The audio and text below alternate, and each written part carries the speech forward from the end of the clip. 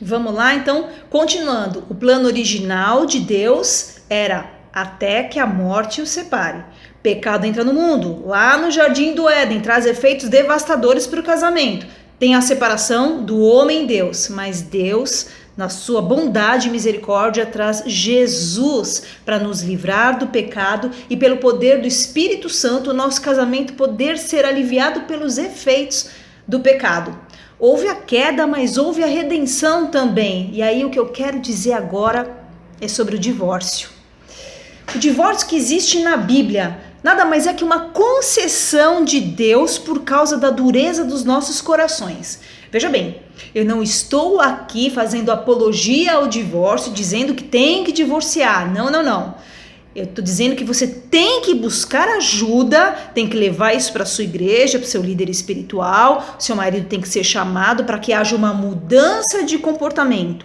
O plano de Deus tem que ser respeitado. Deus quer o casamento, nós temos que obedecer. Então, Deus é sim contra o casamento, mas na Bíblia existe essa concessão por causa da dureza dos nossos corações. Na realidade, o divórcio na Bíblia, ele existe para duas situações. A primeira é a traição, que é a relação sexual fora do casamento, a relação sexual ilícita, está em Mateus 18. E a outra situação é o abandono, está lá em 1 Coríntios 7.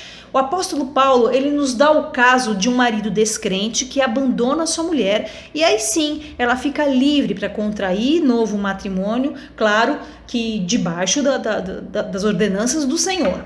Muitos pastores e estudiosos desse caso, eles admitem que a violência doméstica, ela pode ser qualificada nessa categoria de abandono. Na verdade, o abandono que é o pior deles, né? É o abandono de corpo presente. Então, na verdade, o marido ele não vai embora, ele não abandona, ele fica em casa e ainda te agride.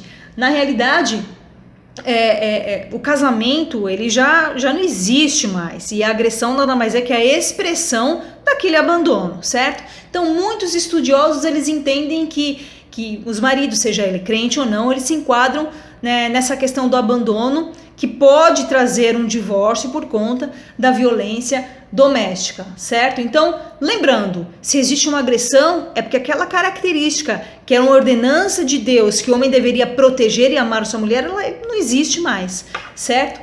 Então, mais uma vez, o marido cristão que agride, na realidade ele não é cristão, ele é um falso cristão. Deve buscar ajuda, você mulher, deve lutar pelo seu casamento. O divórcio não tem que ser uma opção, uma primeira opção. A opção é lutar pelo seu casamento, gritar para o socorro, buscar ajuda, né? Orar, pedir a direção de Deus, orar para que teu marido tenha uma mudança de comportamento e que seu matrimônio possa ser consolidado. Existe um limite para isso, porque se realmente não der certo, aí sim o divórcio ele acaba sendo uma opção, certo? Então, antes de você ser uma mulher agredida, você é uma mulher de Deus. Deus não quer isso para sua vida. Então, do ponto de vista da palavra de Deus, a mulher tem sim o direito de pedir o divórcio desde que lutou pelo seu casamento. E desde que haja uma mudança de comportamento do seu cônjuge. Deus, ele nos dá ferramentas para que a gente possa agir. A justiça e os seus direitos, eles estão aí. Eu particularmente, na minha profissão, independente do caso que eu for pegar, eu sempre levo em consideração esses dois livros. Sempre. Independente do caso que eu for pegar. Porque antes de eu ser uma profissional, eu sou uma mulher cristã e eu tenho que agir debaixo do que diz Deus. Então, independente do caso, eu levo em consideração a Bíblia. A Bíblia é um livro extremamente precioso para nós e lá está a chave de tudo. Então, diga não à violência doméstica e haja conforme a palavra de Deus. Eu termino lendo 1 Pedro 3:7. Olha só que interessante.